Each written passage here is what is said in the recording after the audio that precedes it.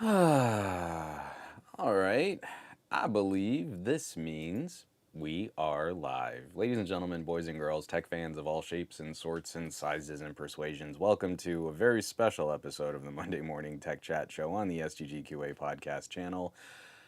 I'm Juan Carlos Bagnell, aka Some Gadget Guy, which is the SGG of this terrible, one of the worst podcast names someone could come up with. But the Q&A is the really important part, as obviously that's a question and answer. We like to sort of chat about the news, and there's been a lot going on. If you're catching the video feed of this, you'll notice that I'm back in my normal backdrop after having done a live stream in a hotel lobby out in Oxnard.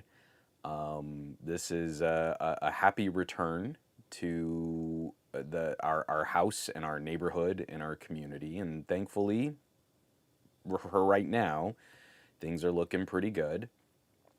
We're still keeping an eye on everything that's happening with the Palisades fires and also some of the spot fires. The reason we can get into this as we go through the podcast, but short story long at the front of this is that we're doing okay. We're not out of the woods yet, and there's still a lot of anxiety about what's going to happen over the next 2 days.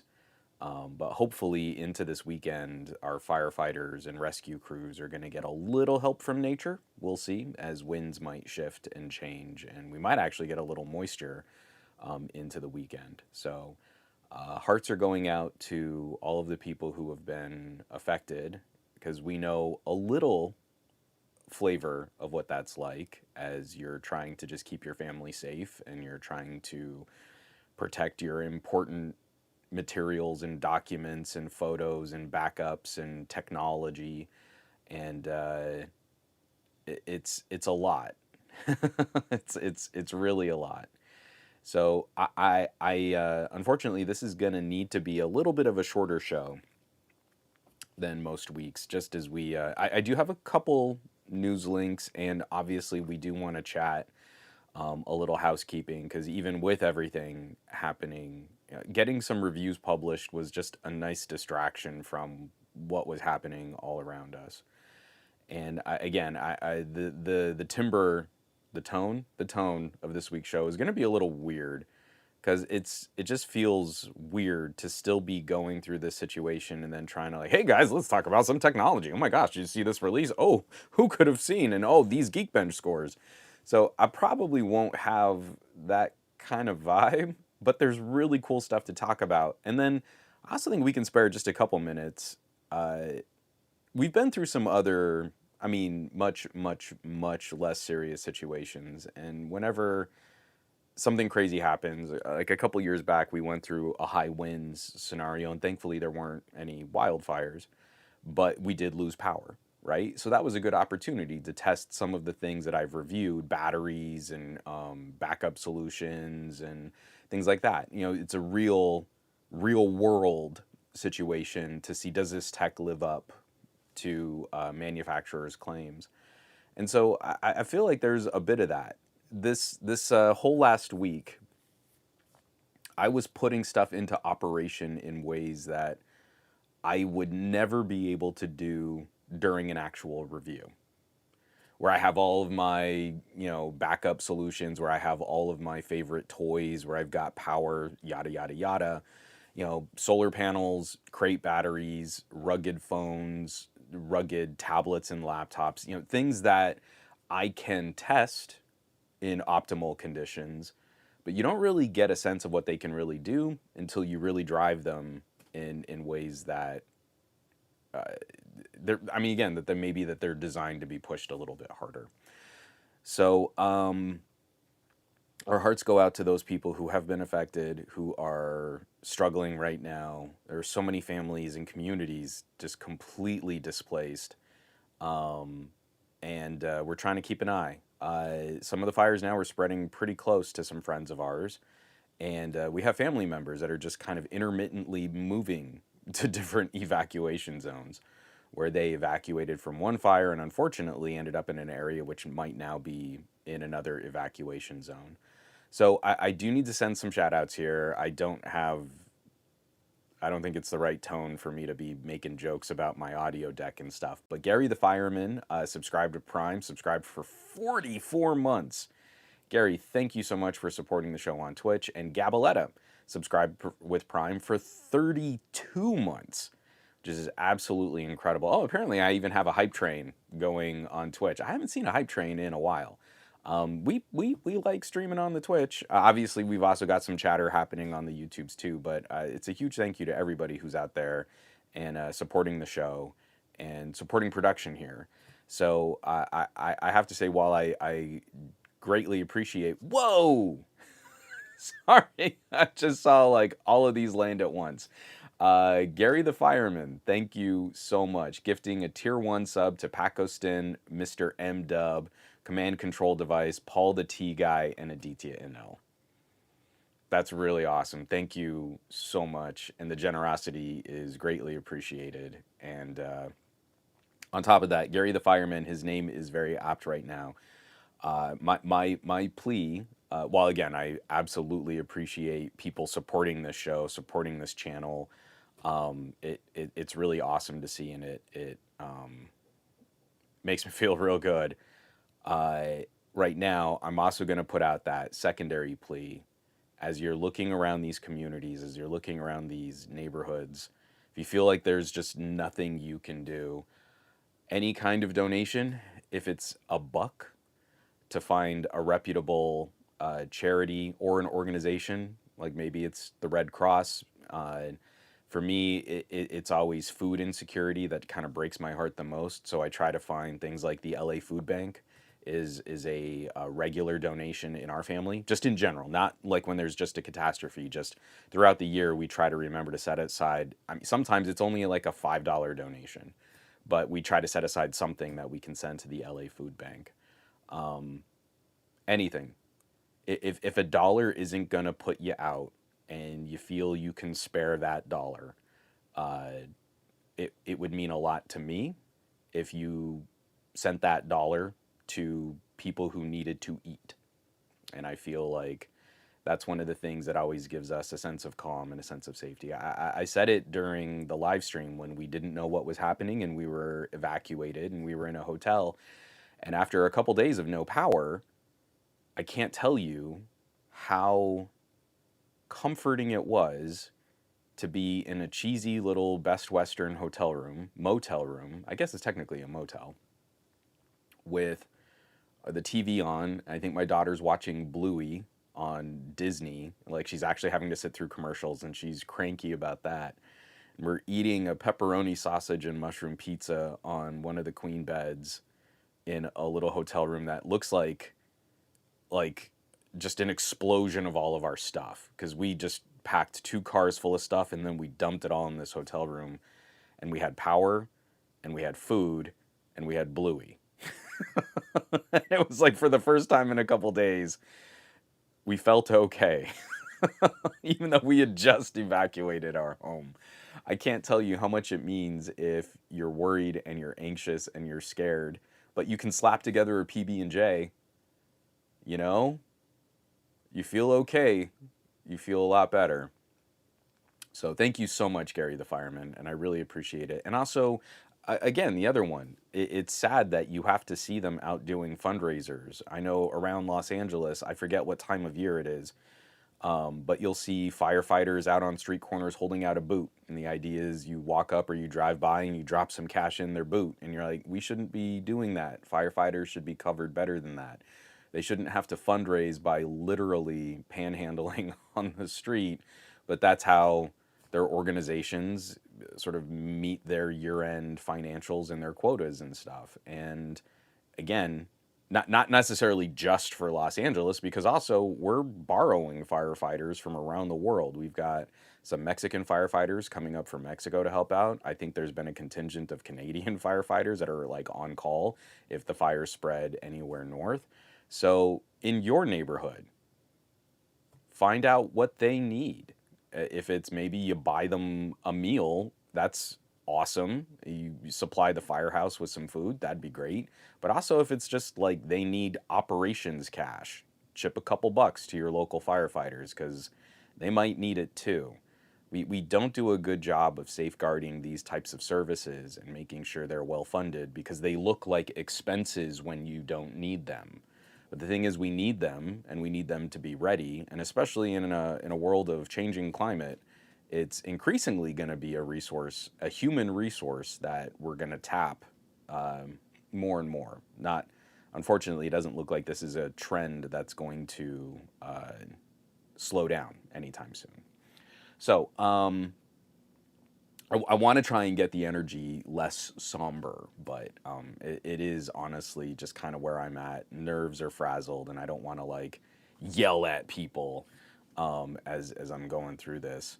So we have concluded the hype train at level 3, thanks to the generosity of Gary the Fireman, and I'm gonna share this choo choo kitty emote on the Twitch. I am so bad at Twitch. I have no idea. Like, all right, cool. I guess now I have a choo choo kitty emote.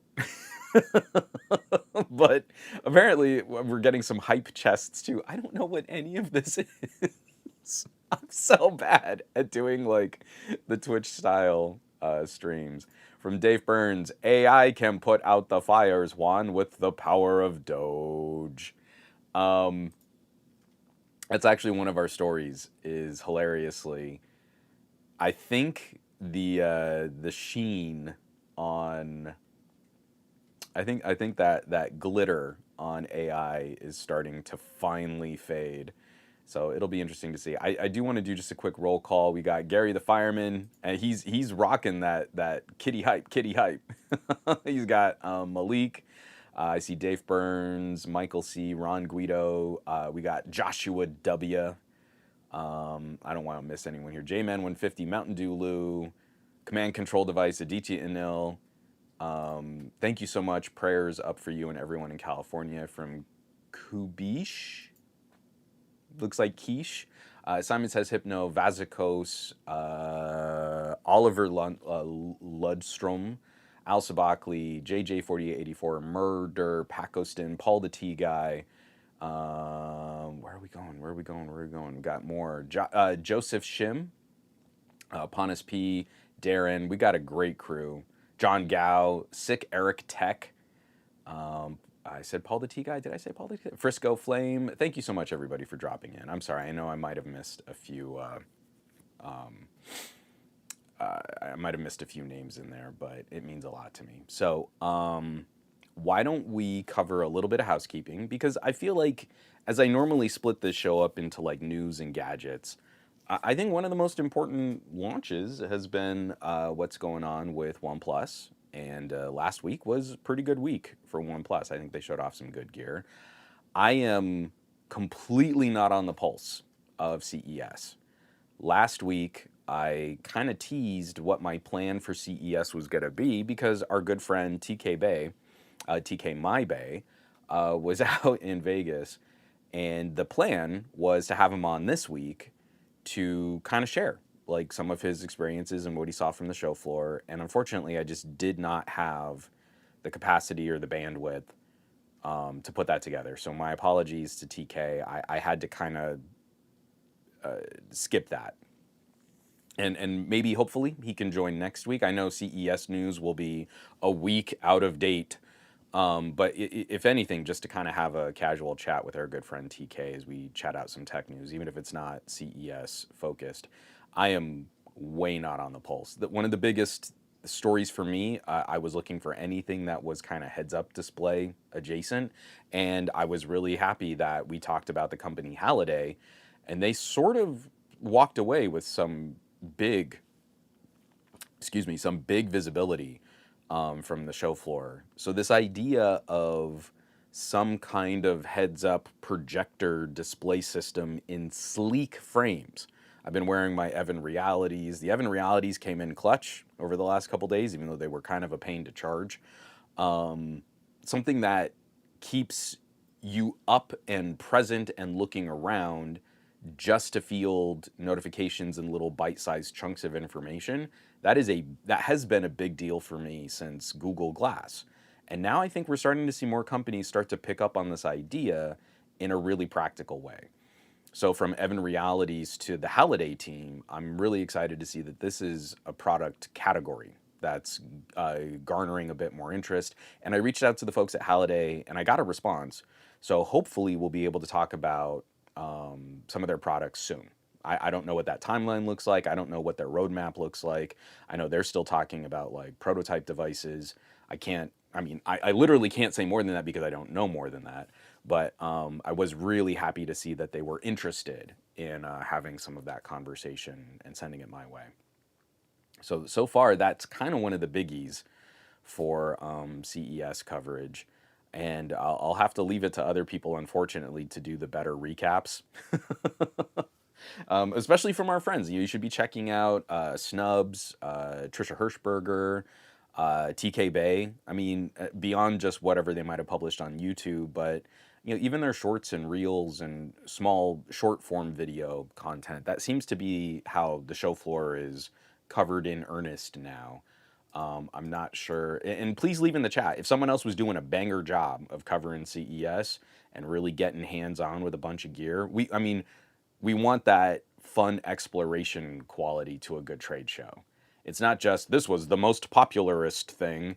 We want to find those people who are really doing the work to like dig in and find the wacky stuff too. Because CES is such a fun show when you go through like the vaporware sections, even if it's not tech that really comes to market in a practical consumer sense. It's just fun when you see something silly. I'll always hold up the company Low Felt while I was at Pocket Now had a wearable subwoofer. It was a watch band that just had a big haptic motor on it, an incredibly precise and detailed haptic motor. And you wore it on your wrist, and it made your arms feel like you were standing in front of a subwoofer. So as the bass would come in from whatever audio you were playing, you'd get that rumble feeling in your body. That's not an incredible consumer product. There aren't a lot of people that are going to walk around just wanting their arms buzzing, right? But low felt technology has now made it into a variety of other applications, and especially it was popular for a while in the automotive space. So whenever you find that person who's willing to go and dig through some of the wacky stuff at CES, that's the stuff that we get to keep an eye on and see like, oh, well, this is one silly little product, but there's a good idea here that then could be incorporated into something more familiar or more traditional.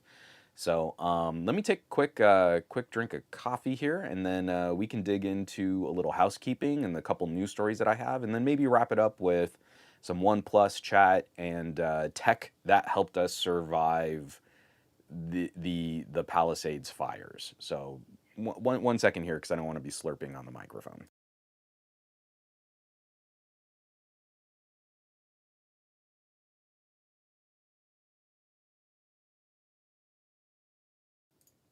Okay.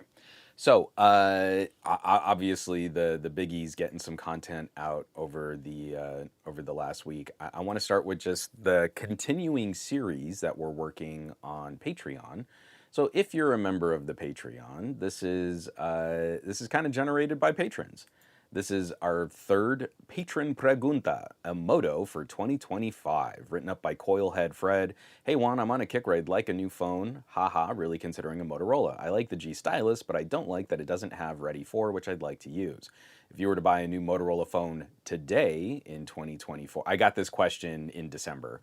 Which one would you focus on? And so I kind of shifted his reply and made it a moto for 2025. And I felt bad too because he sent the question in, and then it took me like 2 weeks to get a reply back.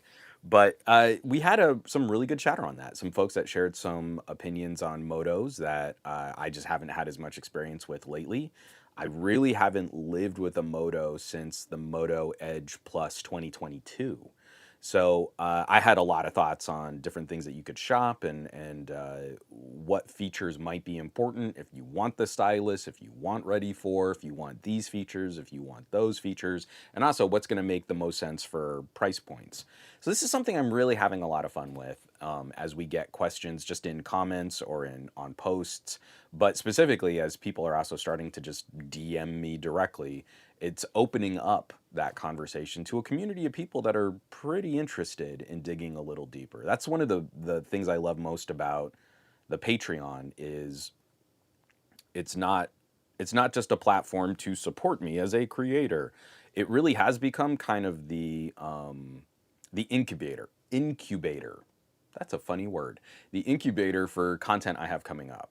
So as I get ideas for new videos, they're now starting to kind of bubble, and they're starting to get worked through the Patreon first, and then that's kind of the content that you see, the output that you see on the public production on YouTube. So thank you for the question, Coilhead Fred, and that was a fun one for me to kind of consider and revisit. I know a lot of people tend to hit me up first on camera and audio stuff. So just like a straight up, hey, I'm looking at this brand and I'm not as familiar with them. Just phone question in general was kind of nice to field. That was a good one to put together. The other, the biggies this last week, and they are public, but the high quality versions of these videos are also on Patreon. OnePlus 13 review, lucky number 13, and OnePlus 13R first look, what's new, what's different. And I am really proud of how this OnePlus 13R video came out. I think everyone would expect me to kind of give the OnePlus 13 a positive review. I think this is a company that's putting out some of the most disruptive powerhouse premium tier devices in North America. My main yelling at cloud, yelling at kids to get off my lawn topic for my channel is competition. I don't think anyone's really delivering a more competitive device in North America over the last couple years, at least since the OnePlus 8 Pro. As if you were looking for something that's not just locked up in this Apple versus Samsung versus Google triumvirate, OnePlus is the most disruptive product. Sorry, I do have a funny little anecdote about the fires and OnePlus, but I've been living in the OnePlus 13 and the OnePlus. Oh, the OnePlus 13R. I did bring it back up, but it's in my bag here.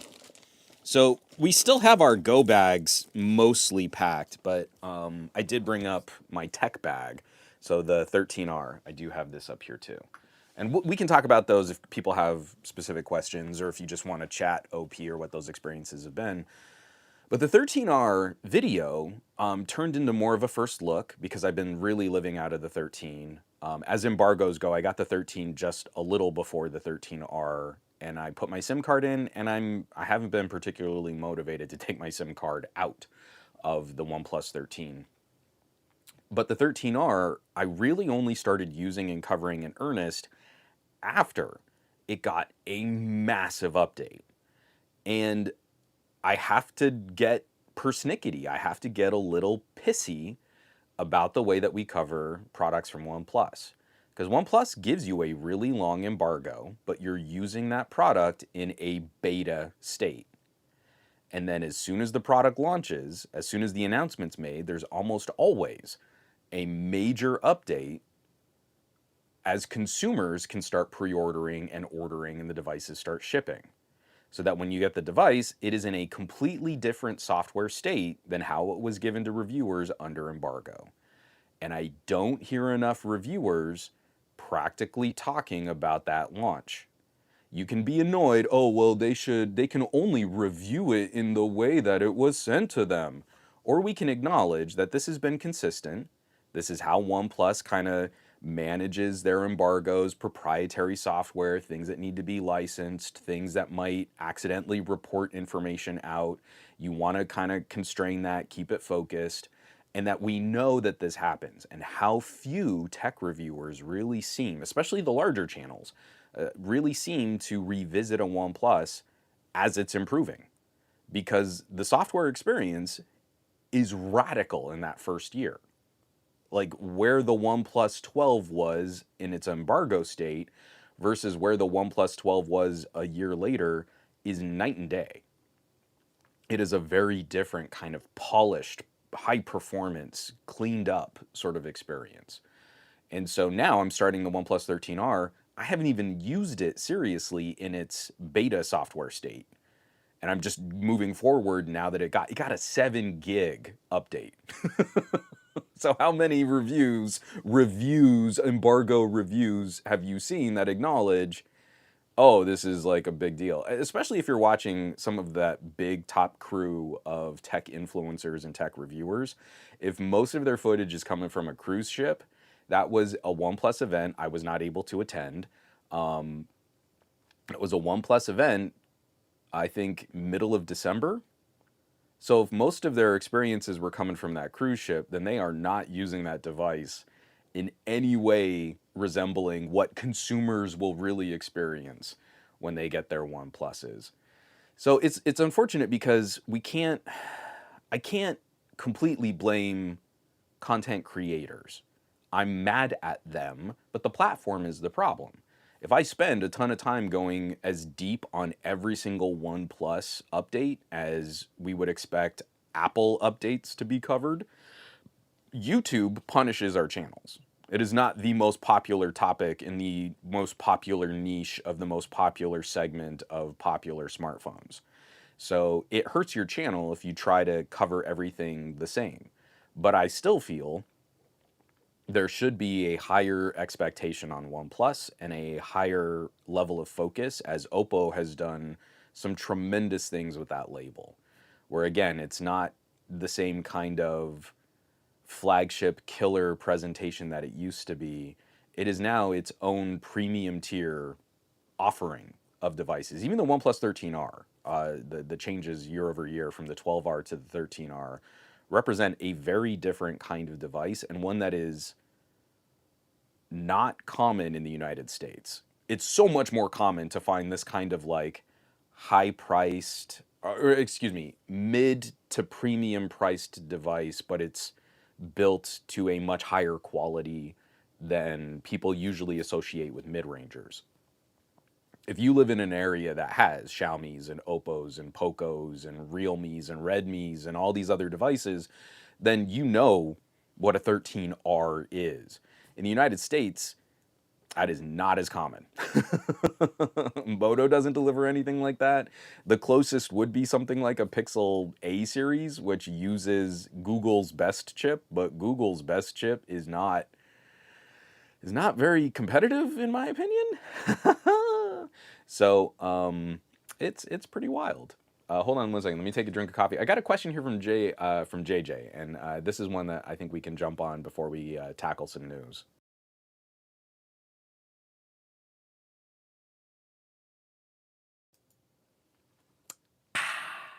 All right, two things actually. John Gao.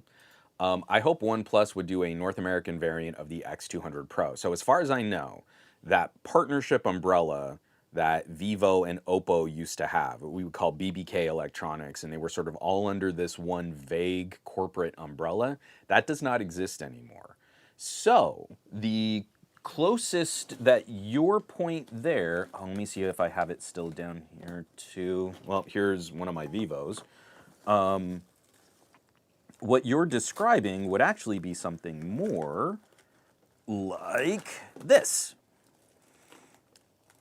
So Oppo and Vivo don't draw exactly from the same resources like they used to in years past.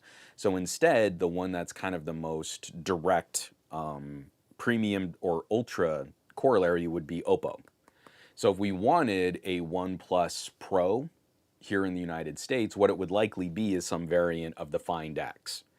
And having used the Find X8 Pro against the OnePlus 13, these feel like incredibly similar devices into the camera stacks, into the software, into the processing.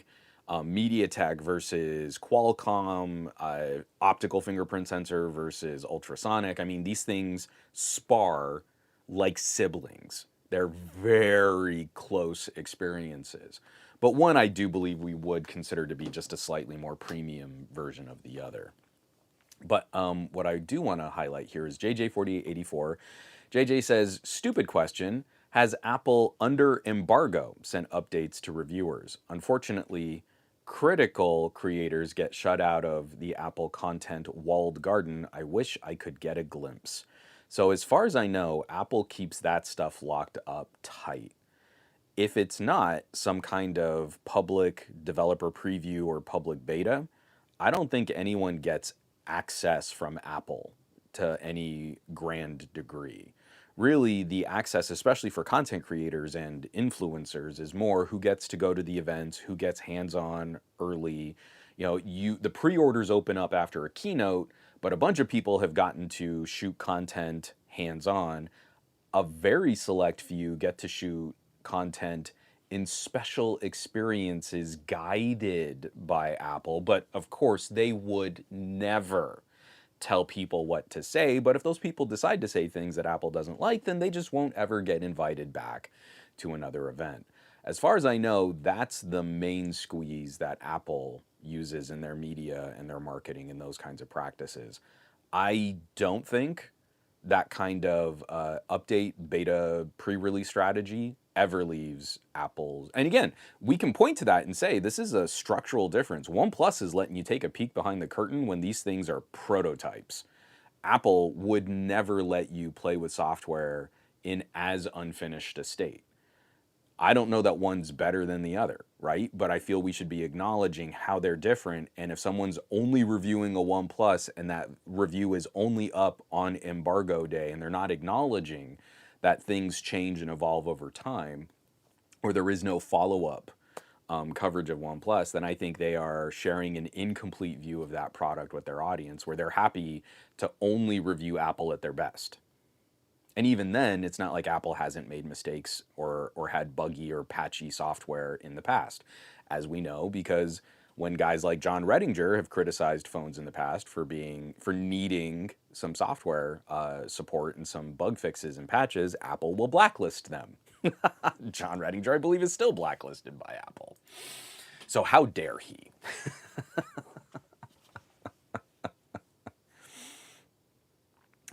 So it's pretty bad. Oh, Gary the Fireman, like the people who got hands-on early with the Apple mixed reality headset, that debacle. Yeah. Again, the Apple would never tell people what to say. And if you make a lot of money on Apple coverage, you just know that as long as you stay on Apple's good side, you can keep getting access to Apple products and services, and then your audience is happy with that. From Command Control Device. Oh, Bionic Scoop just saying, one! What's up, Scoop? Command Control Device. Also this week, the Redmi Note 14 and Poco X7 series got launched globally. EU folks already have killer MediaTek Dimensity 8400 platform, a far more cost-competitive option over Snapdragon. Some really, really interesting stuff out there. I'm still dying to get my hands on a Dimensity 8400. I really love this era of all big core. All big core CPU designs hit so different. And the kind of work you can get done from a pocket computer is remarkable, especially if you do like to cut up. We just got out of the holidays, right? I mean, it's wild to think that Christmas and New Year's were just a couple weeks ago, because it feels so much longer ago that I was just with my family in New Jersey and we were hanging out and like cooking food and singing Christmas carols and stuff. Like, it's crazy. But yeah, it's some exciting stuff. So let me chew through some of these news stories. Everything that we're going to be covering this week, I still will be putting out the traditional audio and video replays. You can catch all of the show notes and all of the links, including the housekeeping links and the news articles that we're going to talk about, on somegadgetguy.com. Even if you're on the Patreon, because of the way that Patreon sort of organizes links and builds enclosures for media for the podcast, it gets weird putting too many links on Patreon. So if you're trying to find where these articles can be read, like where I've linked to them, they're always on my main public site, somegadgetguy.com. So I do want to cover, we've got 3, and then we can just nerd out on hardware and gadgets and stuff like that. The first one is yet another developing story that we just need to keep an eye on. And increasingly, this is the kind of story I'm going to be very anxious about over the next 4 years, is what happens to our regulatory policy with the incoming administration and what departments in our government are really going to get the resources to build better tech policy. Because unfortunately, I feel, and I hope my prediction is not true, but I feel we're likely going to need to lean on the EU really hard if we care about holding mega corporations to task, enforcing consumer privacy standards, building better solutions for sort of trafficking in user data. I don't think that's going to come from the United States. I think we're kind of giving up being any kind of serious tech leader in that sense. And unfortunately, it looks like all of the massive tech corporations pandering to the incoming presidential team are going to roll over for the politicians that are going to be taking office. So let me fire this up here. This is written up by John Brodkin. Google loses in court, faces trial for collecting data on users who opted out. John Brodkin, my man crush over at Ars Technica. This is from a paragraph in the story. The lawsuit concerns Google's web and app activity, WAA settings, with the lead plaintiff representing two subclasses of people with Android and non-Android phones who opted out of tracking. Quote, the WAA button is a Google account setting that purports to give users privacy control of Google's data logging of the user's web apps and activity, such as a user searches and activity from other Google services, information associated with the user's activity, and information about the user's location and device, end quote, wrote U.S. District Judge Richard Seaborg, the chief judge in the Northern District of California. Sorry, I'm not going to go through this whole article, or read this whole article. I'd like you to give Ars Technica a click and read through the whole article. But this is now passing that standard. A judge has ruled that a user picks up this device, says, no, I don't want you to track, and then other APIs and other services on the phone can still track a wild amount of data. Is basically the same situation that Apple goes through. There's this like, please recommend to this app that you don't track me. And people seem to think that that's an actual privacy setting. And apps can largely ignore that suggestion from the user. But it makes people feel good. It's this kind of privacy theater. It's this play acting of, we've given you a setting. Did you tap the setting to not be tracked? Well, there you go. When in reality, that's not how any of this stuff worked. So you on your device can find this setting and disable it, but that doesn't mean that other things on the phone aren't working to accrue all of that data.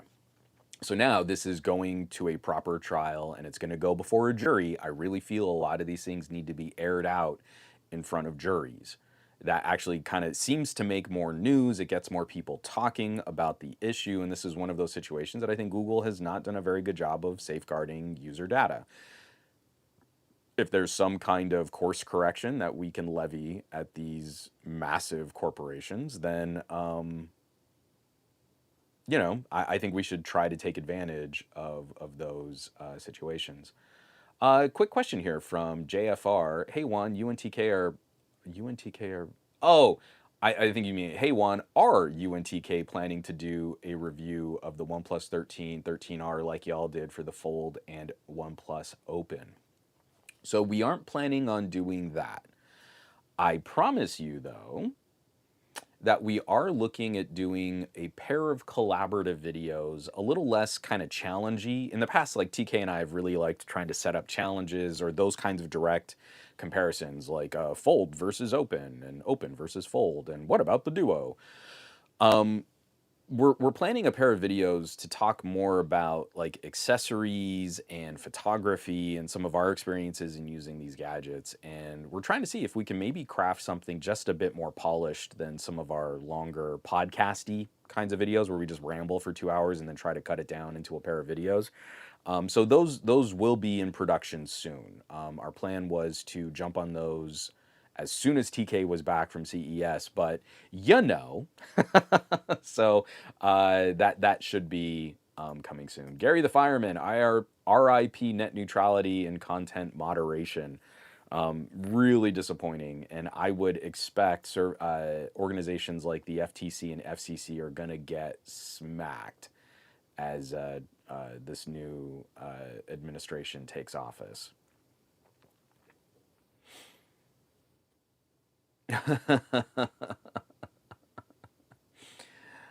Michael C., you rooting for your local LA football team tonight, Juan? I actually I haven't been keeping up with anything. I genuinely have no idea what's going on in any sporting event outside of 8U girls softball.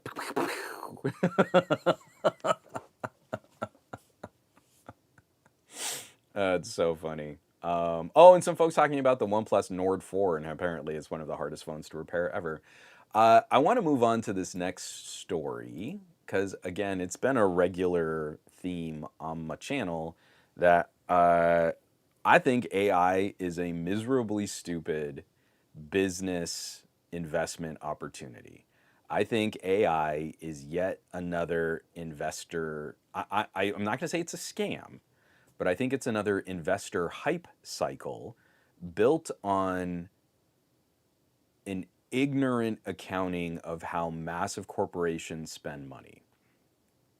And whenever we go through this cycle, a company like NVIDIA benefits tremendously.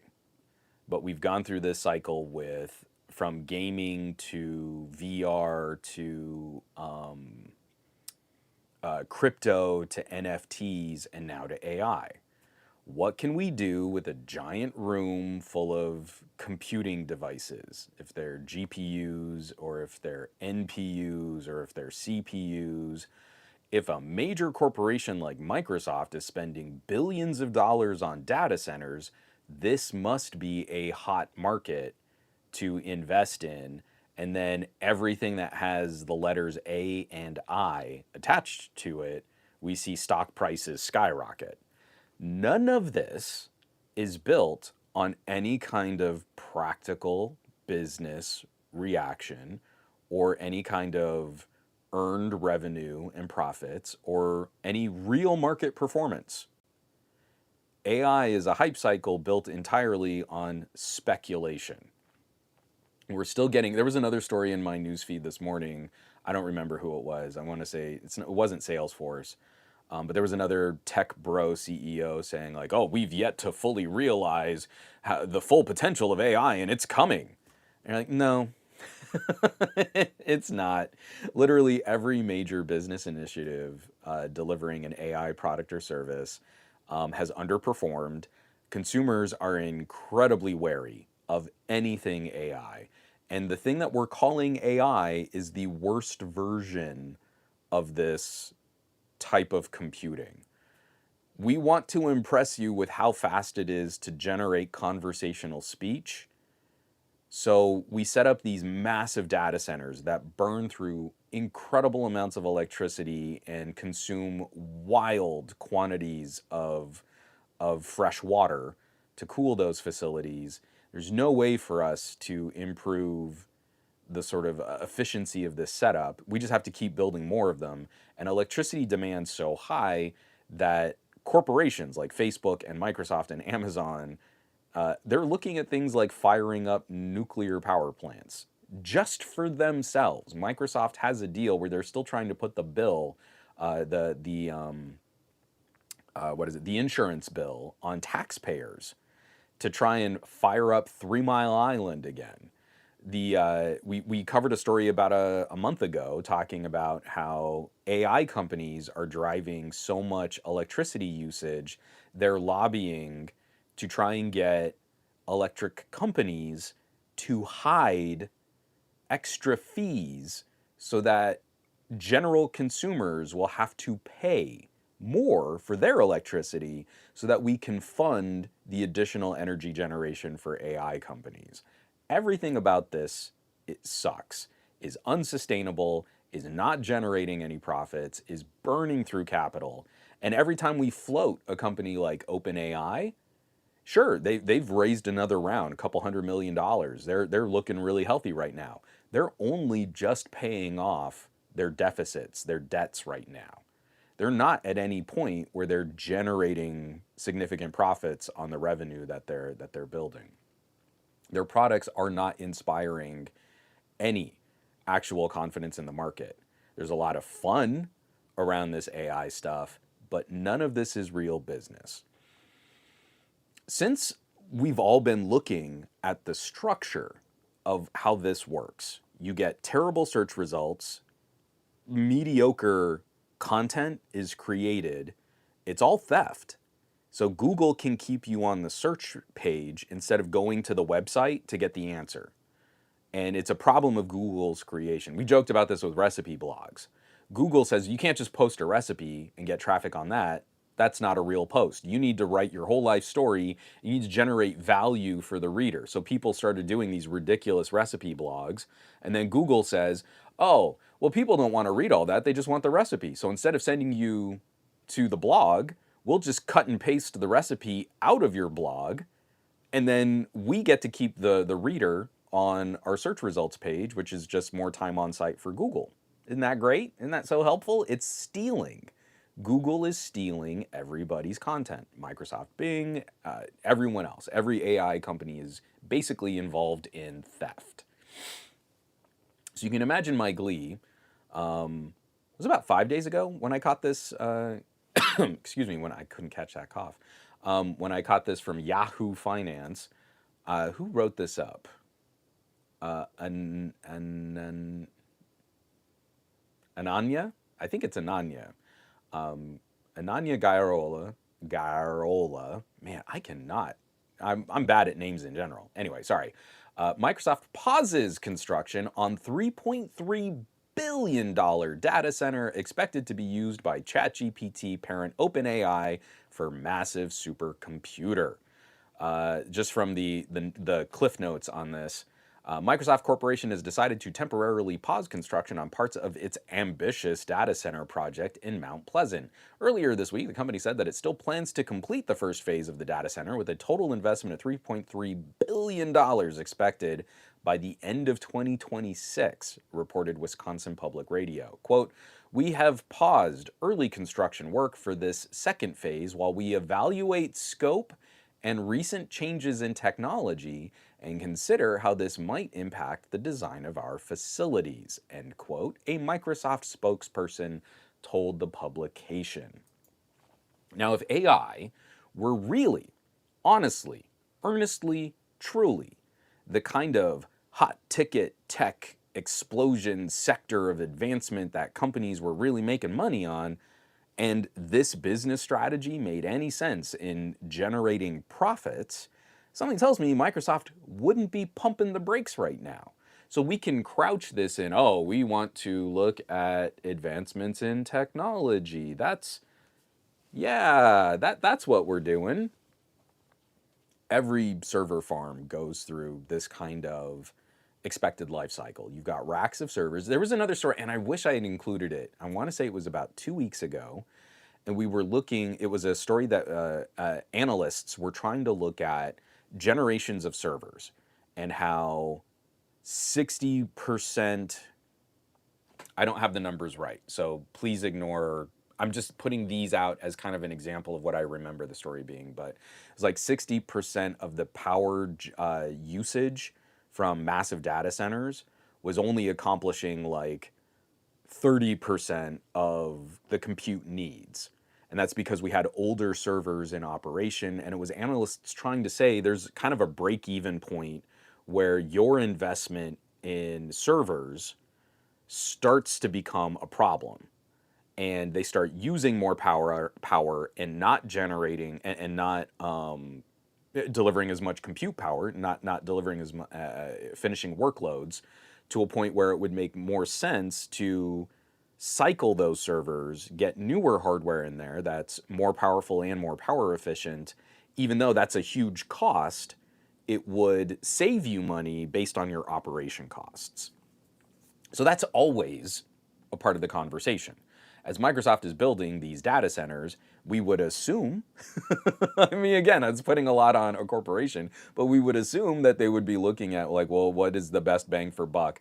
Literally, how much compute power can we pack into this square footage? And they wouldn't be going like, well, we already bought these servers. I don't know. I guess just use those. Like, that's not how any of this stuff gets done. These corporations are cutthroat and trying to get and acquire the most bleeding edge technology because that's also what impresses their workforce. Humans don't want to go and work for an AI startup that's working out of a garage and having to lease time on Amazon servers. The best developers in this space want to go somewhere where they know they're going to walk in and see racks of GPUs and racks of CPUs, and that they're going to get their hands into the most exciting bleeding edge hardware. That's where the top talent in this space, that's where they're going. So again, it's just kind of curious to me. Microsoft has spent a lot of money over the last couple of years. They're floating OpenAI with this sweetheart deal that they're not extending to anyone else. They're trying to incorporate ChatGPT into some of their products. They're trying to roll their own AI solutions so they're not completely beholden to OpenAI's solutions, and none of it really seems to be working. As much as Microsoft has shoved Copilot and AI services into their products, it hasn't really sparked much interest from businesses. That's the biggie, is like, yeah, can you convince me to spend more on a Microsoft 365 corporate solution? And if your big hook is, well, we'll put more AI in it, that doesn't seem to be increasing revenue for Microsoft. And they just got to pay off a whole bunch of recent acquisitions, not the least of which is how much money they paid for Activision. So they've got to start showing shareholders we are not only making more money, but we are making more money in relation to how much we've been investing in all these products and services. I don't think OpenAI in its current state is long for this world. I think over the next year, that company will have to make some massive structural and architectural changes, and this this altar that people worship Sam Altman at, that's going to start to crumble a bit. It's great that he can go out there and generate interest and get people excited, and he's a good hype man for these technologies, but what has he demonstrated? Even their recent, their pro account, which I think is like $200 a month, he also went out and said, yeah, but we're still losing money on that. Now, he's trying to make it sound like, oh, I was so magnanimous and I was so good to people and I priced it so well that, oh, I'm such a scamp. No, if I were a shareholder, if I were an investor, I'd be mad. I'd be legit angry. If there's a value there and you underpriced your product or your offering, that means you're not a good business dude. You're giving something away and losing money on it does not help secure confidence in me investing in your company and giving you my money. So this promise of some future payout for AI is, to me, increasingly specious. It seems like it's all just speculation on a value that might one day hopefully pay off, but it's coming and who can stop the AI? When really, none of these people really seem to understand all of the various technologies and all the various companies and all of the various solutions that have been just dumped in this one bucket with 2 letters on it. And to me, that's a recipe for investor abuse. Like, it's starting to look more and more like the housing crisis, the bubble that got built on, variable rate, interest rate loans. I am not an investment specialist, so you should not take investing advice from me, but I am a tech nerd that keeps seeing these cycles play out with increasing viciousness. Again, it looks cool if NVIDIA is selling a lot of hardware, and investors think that must be a tangible, growing, strong market for me to invest in. But I don't know. I don't think you can point me to any significant push for NVIDIA hardware that has really paid out for investors. If it was crypto, if it was NFTs, now if it's AI, NVIDIA gets to make all that money, but a lot of people get left holding empty bags. So that's kind of my sort of take on it. Let me see. We had from JJ, Chat GPT on both Apple and Microsoft devices. Whoa, something both agree on, and they want to literally freeze hell over energy consumption. So the funny thing is I don't think Microsoft agrees. So OpenAI cut a deal on their own with Apple where they're looking at getting more users using those products, but Apple isn't paying anything for access to Apple users using ChatGPT. So it looks like it's just a profile. Like Sam Altman cut this savvy deal with Apple just for the exposure. But guess who's footing the bill for all of that server work? Microsoft is charging OpenAI a pittance. They have a sweetheart deal. Microsoft has directly invested in OpenAI. Like they've given them money, and then on top of that, they're not charging OpenAI the same rates for data center use. So Microsoft is essentially subsidizing OpenAI sending ChatGPT to Apple so Apple can benefit from that plugged into Apple products and services, and Apple isn't paying for that access. So something tells me Microsoft does not agree with that strategy. Something tells me Microsoft is very concerned, which is why we've also seen Microsoft turning, and certain aspects of Copilot and Microsoft's AI strategy have just started untangling themselves from ChatGPT and OpenAI.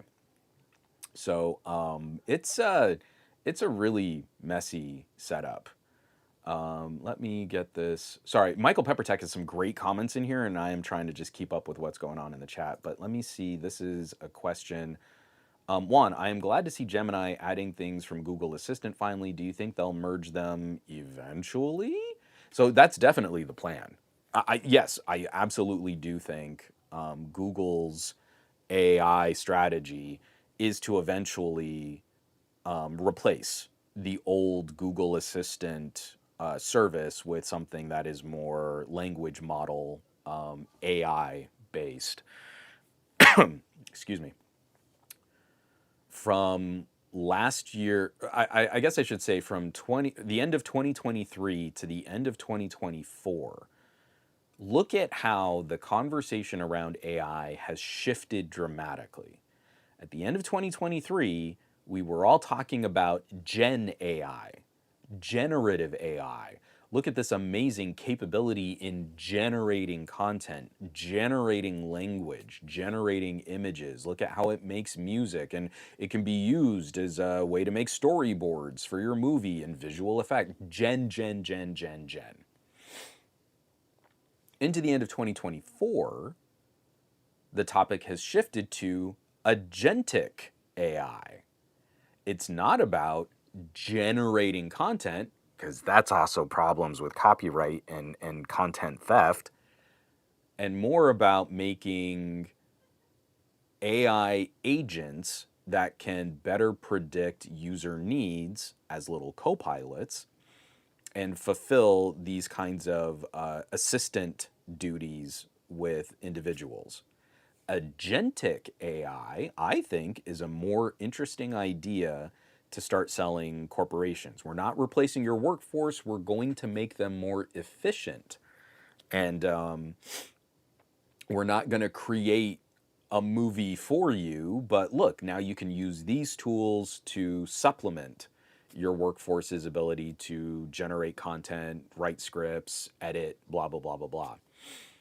Agentic AI has a bit more potential, in my opinion, because some of those resources now will tap things like low power coprocessors. And what we can do with an NPU now is pretty interesting. a big beefy GPU that lives in a gaming or workstation PC has all these TOPS, this ability to crunch incredible amounts of information, but they draw a tremendous amount of electricity, right? I've got a kilowatt, 1,000 watt power supply in my PC. Actually, I think it's 1,200. What is mine? I think it's 1,200 watt.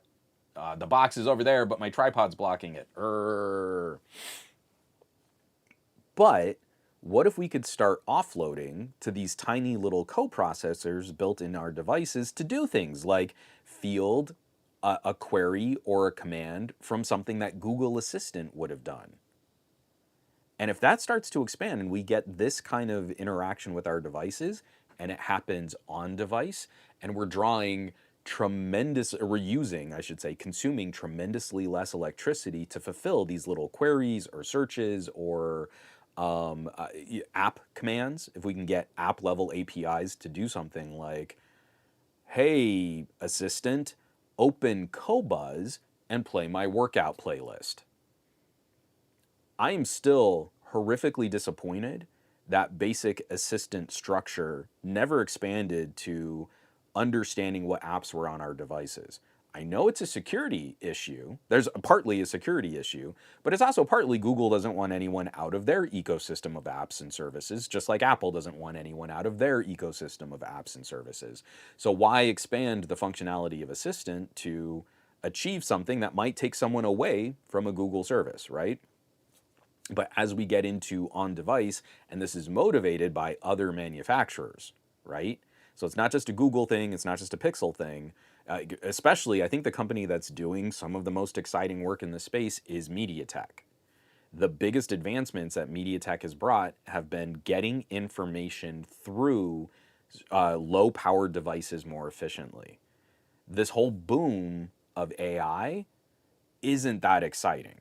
It's basically just your word prediction on your keyboard on steroids and using a stupid amount of electricity to guess what word salad might make sense to a human. That's what it is. But to get through smaller models on device, to get through agentic AI types of situations, you need to get information through that phone even faster. So the biggest advancements have actually been things in memory bus, RAM, and file compression. Like, AI has actually created these situations where MediaTek used to be miserable at anything that involved compressing information. If it was taking a video and shrinking the file size, you could always count on a MediaTek to do that the slowest.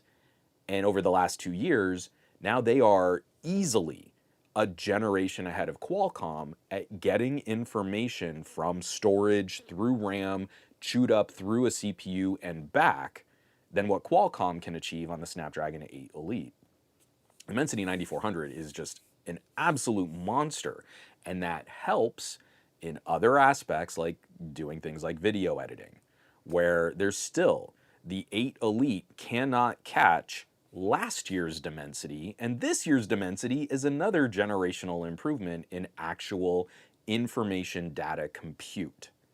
So sorry to go off on silicon industry and stuff like that, but if we could do more of this on device where the phone can recognize these commands, that to me is a huge boon.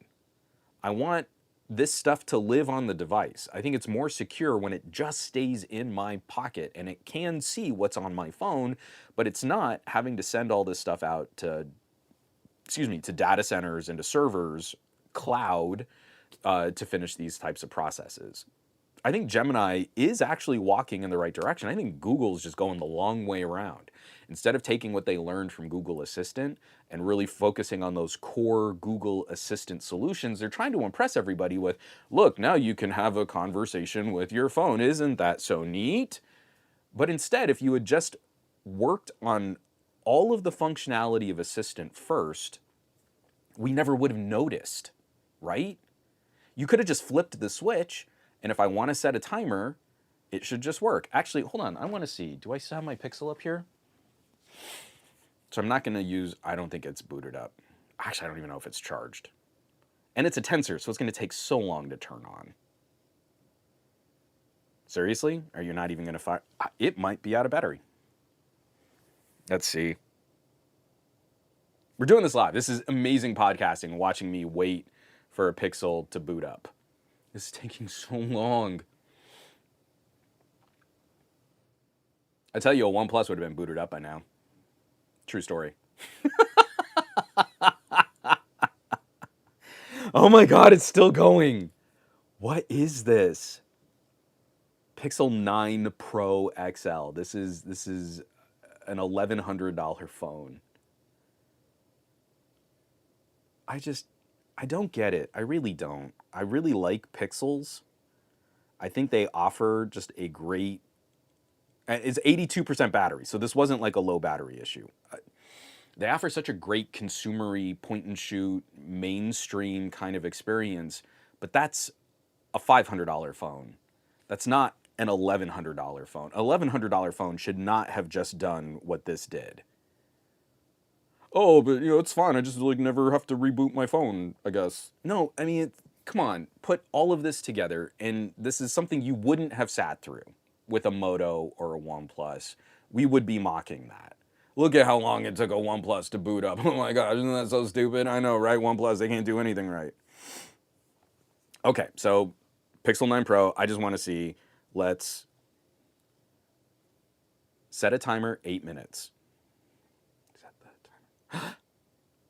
Did it work? It finally works. Literally the last time, and it wasn't that long ago. I want to say it was like 2 weeks ago, maybe 3 weeks. No, I'm messing up time. It was probably maybe more like a month ago. We did that, and all it did was take me out to a Google search of YouTube videos that would count down 8 minutes. So it's taken us a while, but we're finally at replacing the functionality of one of the most basic things you would ask a smartphone assistant to do.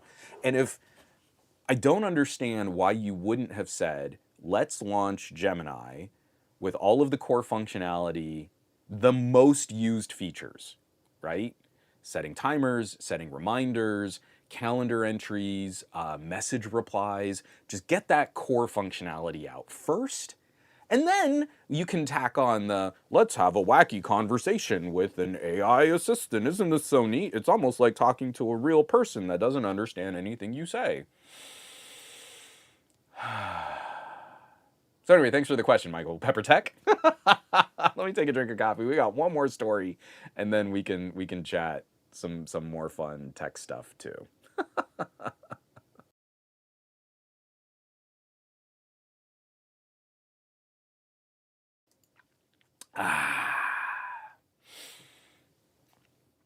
Oliver Lodstrom, my Pro 9 Fold. Oh, Pixel Pro 9 Fold is faster, but that could be Graphene OS. I mean, that's good. Again, it's one of the things you can point to on a Pixel is getting some decent support. Developers are interested in writing custom ROMs for Pixels, and I'm glad that Tensor hasn't interrupted some of that progress. But it's still like, do I still have it on my desk? I still do. So, from the Pixel 9 Pro, I can go back to my Xiaomi 12S Ultra with a Snapdragon 8 Plus Gen 1. This is the TSMC version of the 8 Gen 1. And this phone can still largely hang with or outperform a Pixel 9 Pro XL. So if you'd purchased a $1,200 phone, you would have had 4 times more storage for $100 with a 1-inch type sensor, a very comparable telephoto sensor, a better ultra wide, silly things like the IR blaster to use this as universal remote, and real fast charging. It's I think this was 67 watt charging, maybe 66. I can't remember. That phone is now going out on 3 years, and the Pixel 9 Pro XL struggles to outperform a 3-year-old Xiaomi. So that's what gets me kind of keyed up right now. Is I really feel like the popularity of the Pixel now is built on marketing, Google's relationship with media, and the fact that it's now looking more and more like the iPhone. It's the iPhone of Google's, or it's the iPhone of Android. That doesn't make for a better device. What really makes a device better, especially if you're a hardware guy, is improved performance, better radio management, a better power efficiency, performance per watt, better camera sensor hardware. Like all those things go hand in hand in hand. And that's not what we've gotten with the Pixel 9 Pro XL.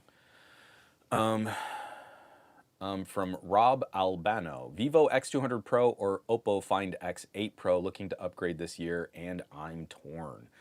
Those are two, you have an excellent problem there. If you're genuinely shopping those two phones, they're both awesome. I would say the Vivo is the better photography platform, but I think the Oppo is the more powerful pocket computer. I'm grossly oversimplifying. I am planning a video comparing those two phones, so hopefully that can arrive someday soon as I get back into a reasonable production schedule. That is an excellent problem to have because they're both great. Oh, and everyone's saying, hey, Sean. Hello, Juan. Happy Monday. Hope all is well with you and your family. Doing all right now, man. Not out of the woods. Still lots of winds over the next couple days, but we're safe at home right now, and we do have power, which is just really nice to have. Al Sabakli, my Gemini awfully struggles with, quote, wake me up a quarter to or past time, doesn't understand what it means, and it always sets it wrong. Again, we had that stuff working so much better on old Google Assistant. And now it's just all broken. And Google Assistant is broken. So the stuff we used to do doesn't work as well as it used to do.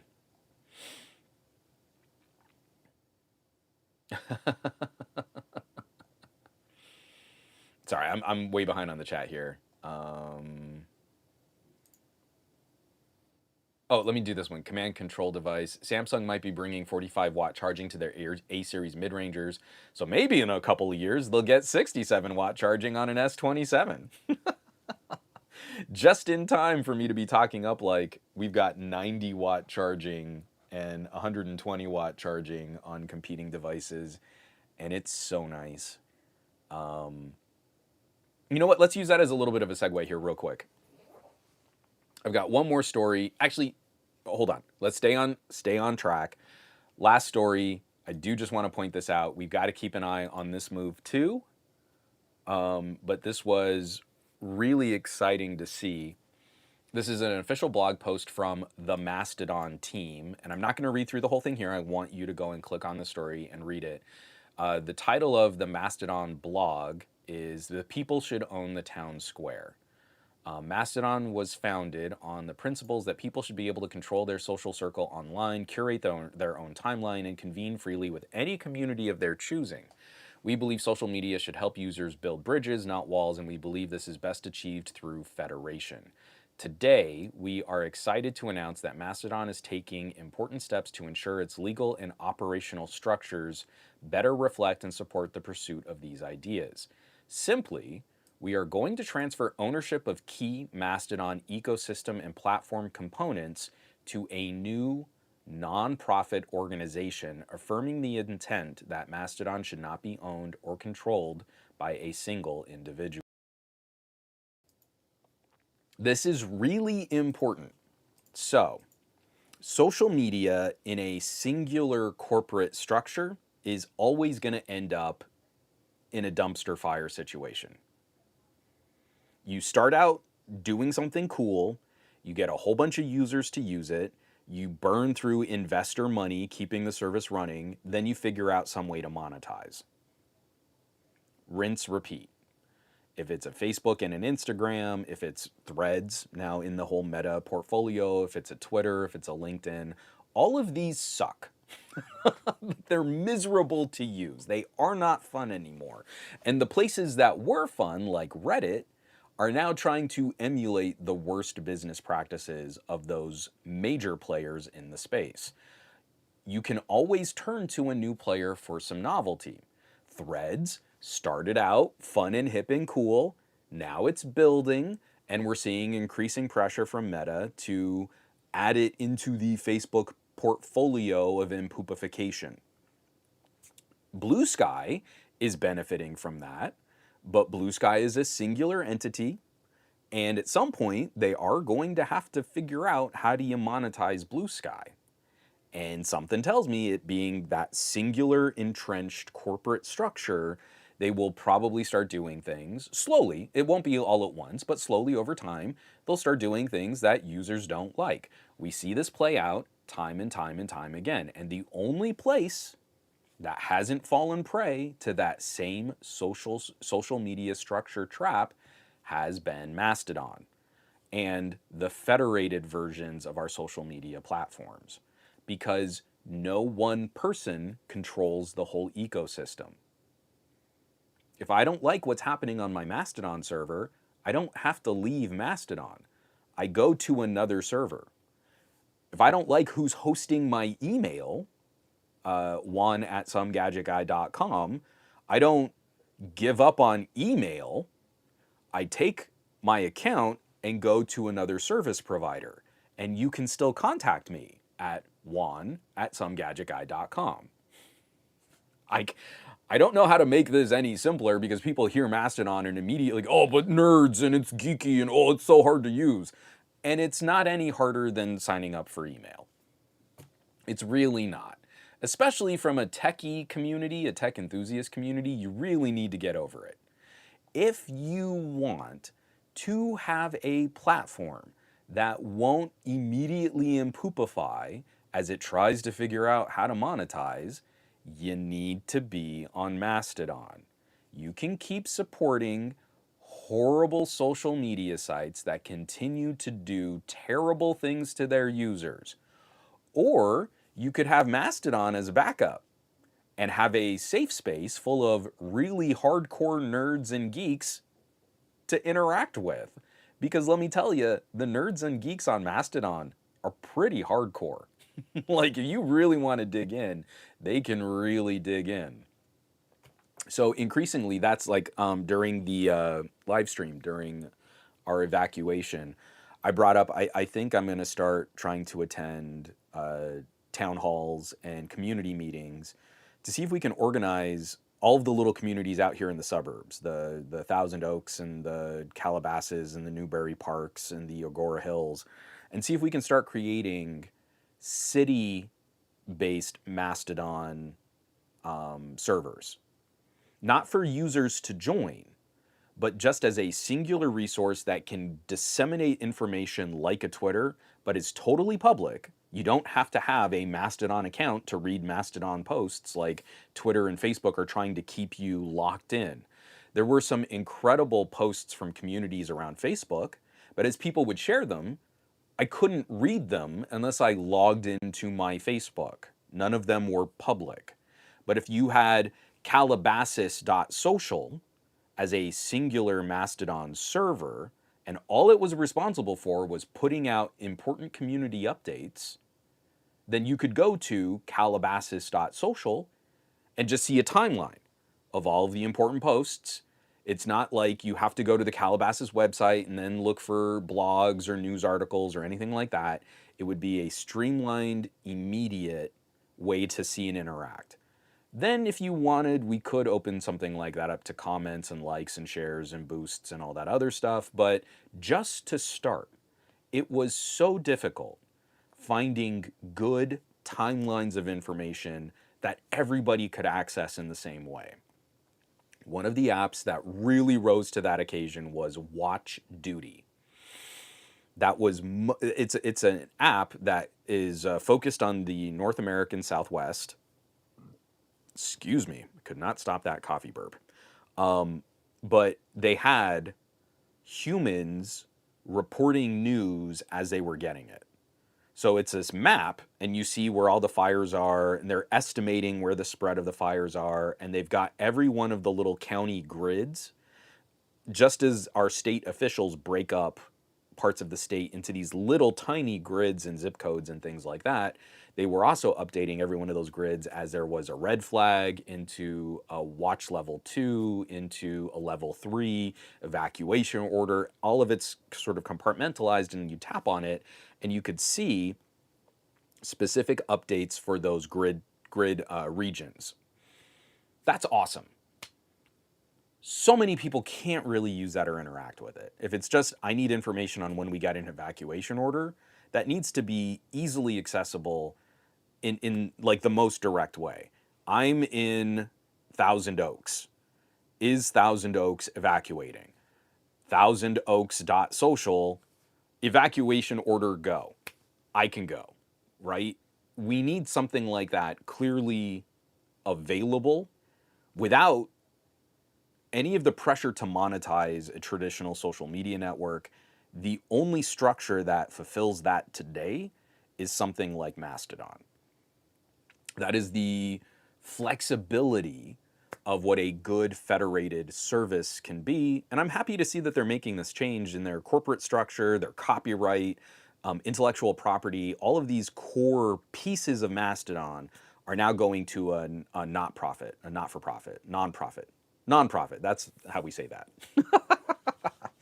So increasingly, again, I poked around on Threads. Threads is turning into a dumpster fire.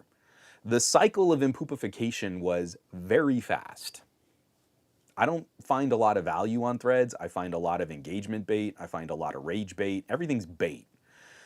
And now Blue Sky is starting to get hit with the opportunists and the hustle, bro culture people, and a number of the accounts that have followed me recently, I'm pretty sure, are just porn bots, like from OF accounts and stuff. And like, that's not quality interactions on a social media platform. It ends up just being stuff I mute as soon as I see it arrive as an account following me. But you know what has stayed really consistent are the incredible quality of interactions I have with a much smaller community of users over on Mastodon. And it's been great. It really has. So I think that can kind of lead us into some of our conversations. Like, you know, we were talking before about how annoying, you know, like for example, slow charging is. A DTNL, is Megapixel Inc. gonna get its own server? At some point, you know what I might do is, just to see what it's like before I go and pitch this to like community leaders, is just make my own. It won't be able to handle users like what I can afford to pay for. Like I'll run it off of some kind of I'll run it off of like a little mini PC on my own home network. So again, if you want to interact with megapixel.social, it'll be awful and slow, but I might fire it up just to see what it resembles. JMan150, get those bots all the time on Twitter. So frustrating, have to block and report them all the time. But Twitter's not going to do anything about it because you using Twitter is engagement. Literally, you spending any second on Twitter, they're going to say, well, those bots serve a purpose. They keep you engaged with our platform. They keep you using Twitter longer, even while you're reporting, and that's an opportunity for us to sell you more ads, or show you more ads and sell more ad time. And they're not gonna do anything to reduce the spread of bots because you're still using Twitter. I don't mean to pick on you. I don't mean you specifically, but people in general. Every second you spend on Twitter emboldens Twitter's current strategy. You are supporting and using Twitter. So you must like what Twitter leadership is doing. Darren, exactly. I tried Threads. It felt like it was psychologically manipulating me, so I deactivated it. I've also done the same to Facebook. It's Facebook. If you feel like Facebook is terrible and you don't like the direction that Instagram has gone, Threads is that. It's the same algorithmically driven sorting of information. It's still Facebook. It's just Facebook in mini snippet microblogging form. That's it. There's nothing cool about Threads. Especially if you're younger and you're like, oh, Facebook is where old people go, that's Threads. Threads is basically people who still had a social media following on Twitter and Instagram who didn't want to have to actually work to rebuild part of their audience on something else. They all went to Threads because immediately their Instagram account just populated who was following them and who they were following, and it was an insidious little psychological tweak. I'm popular on Instagram. I get to automatically be popular on Threads. Instead of just using a social media account, Threads just spoon-fed you what you were already getting. Threads is Instagram. Threads is Facebook. It's not different. It's not new.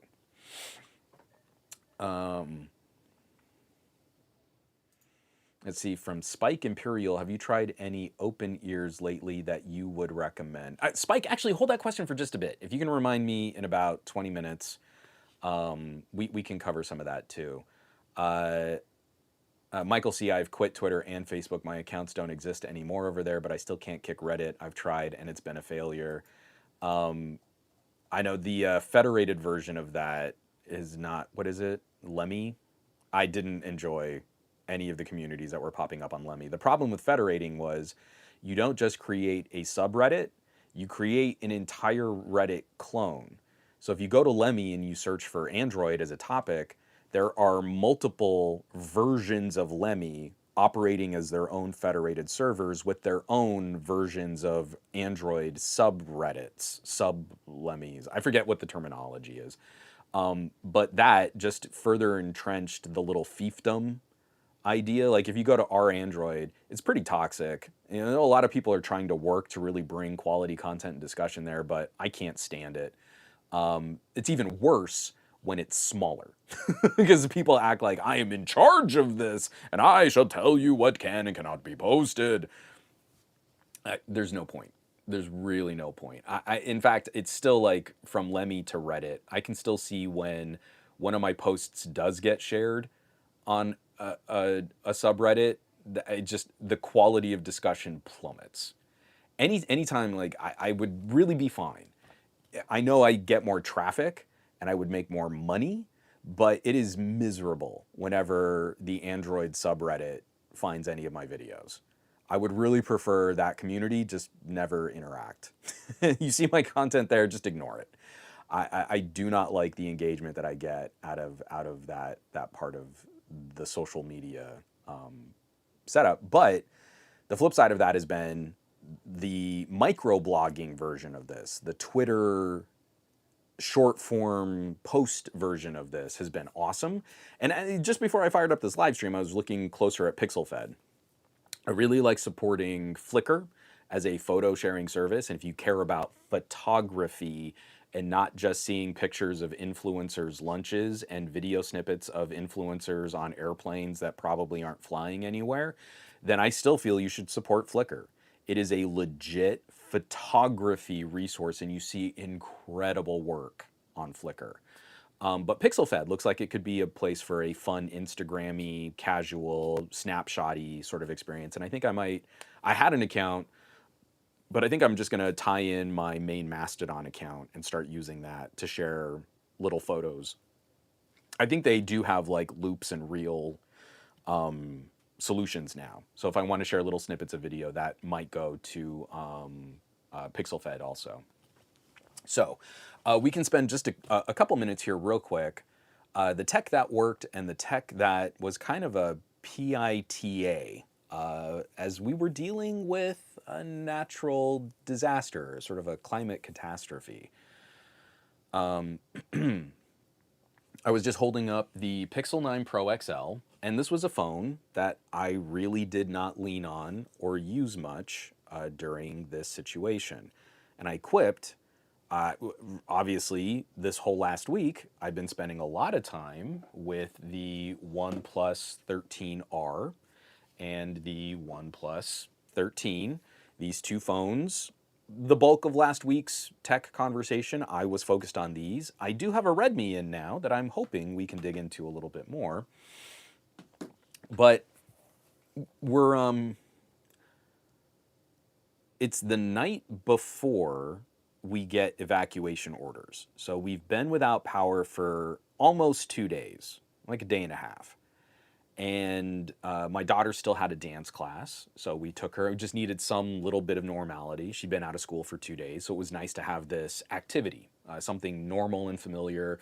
Her dance studio had power. We drove out to the dance studio. She had a good time in her ballet class.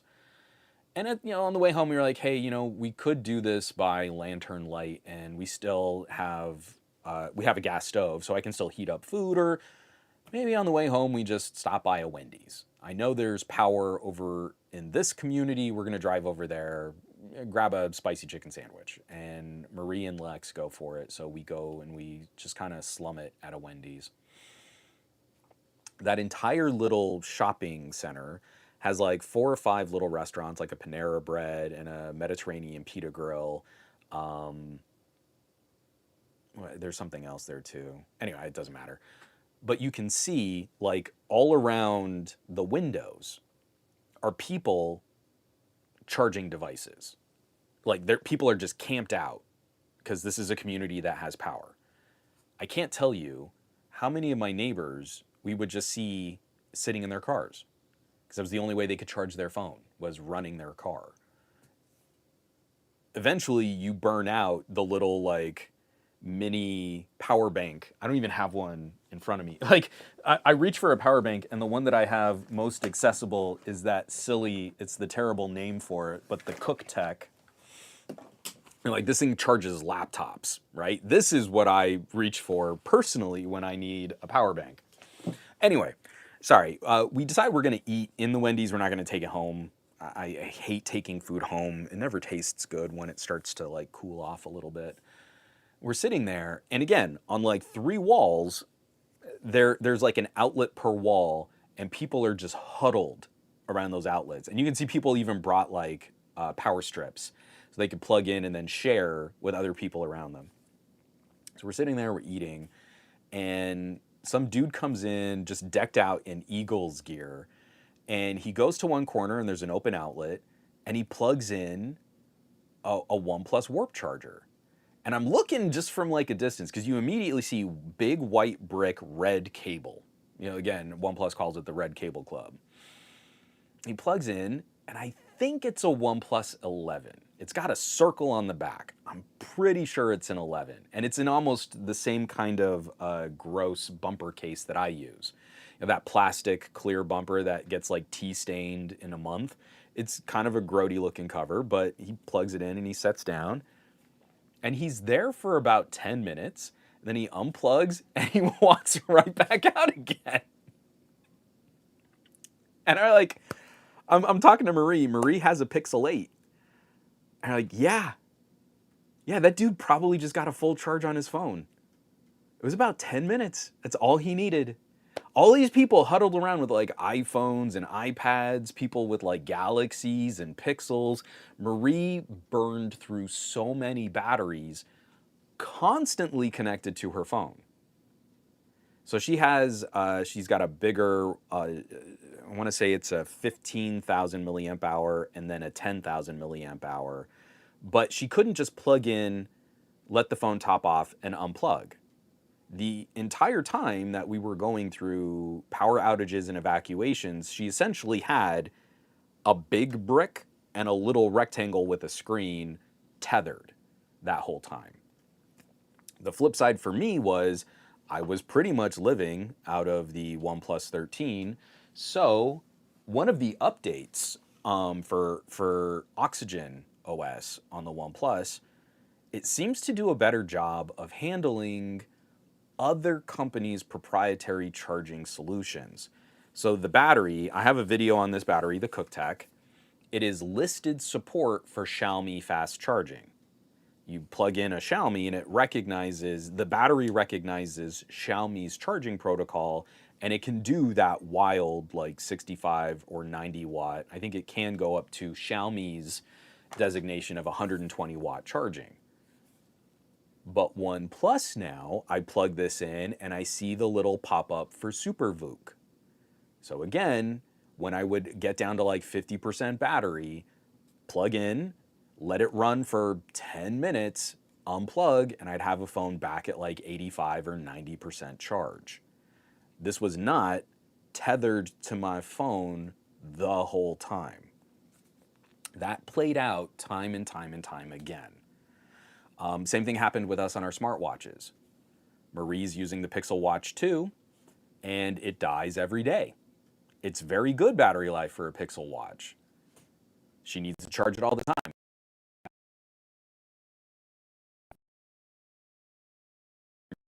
Charger, and there's no way to charge that charger. It's now a pogo pin.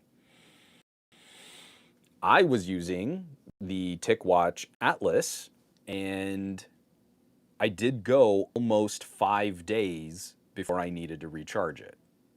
So we'd gone 3 days of a power outage, a fourth day in evacuation, and that's when I recharged my Atlas.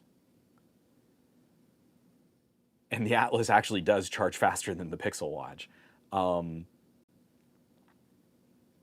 That helps so much. I keep bringing up these points in my reviews, like battery anxiety sucks during normal situations.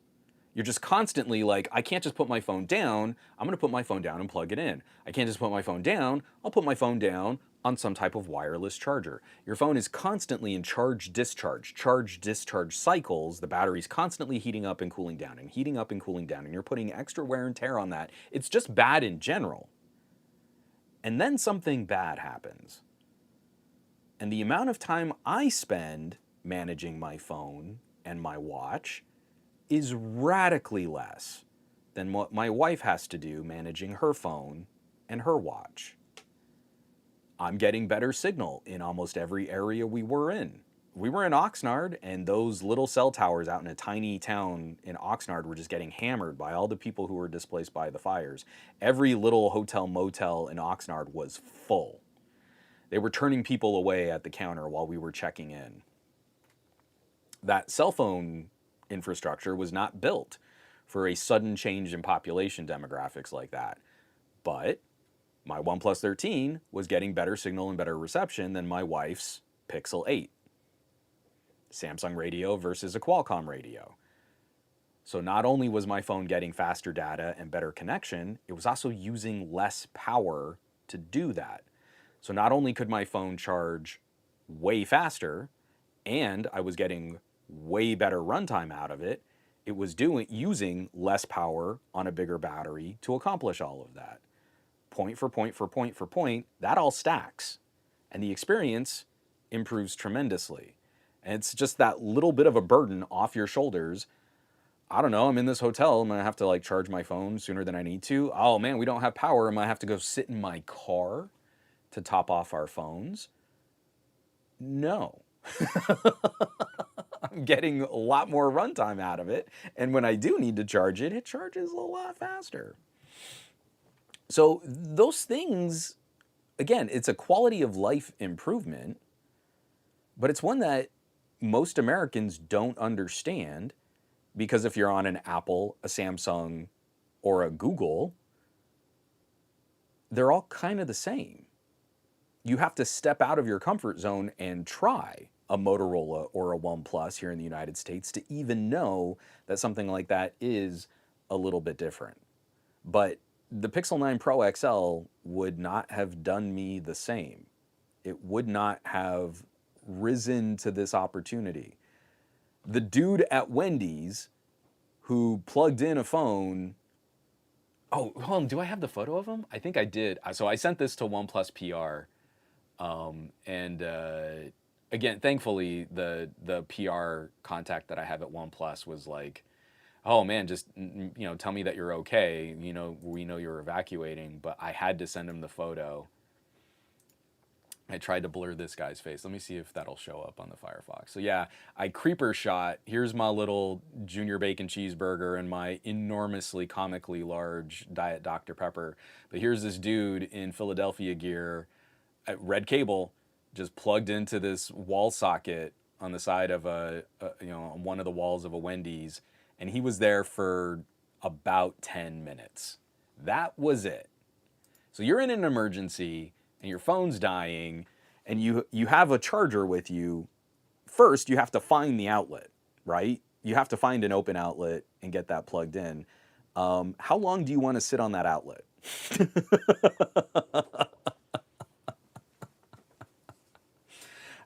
Michael C.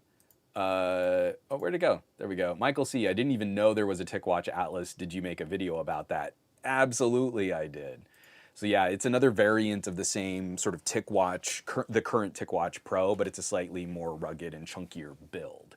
So not radically different for battery life, but it is just like a chunkier kind of frame, steel and sapphire. It's a really nice watch. Gary the Fireman, sorry OnePlus, 13 is just an unlucky number. Fail.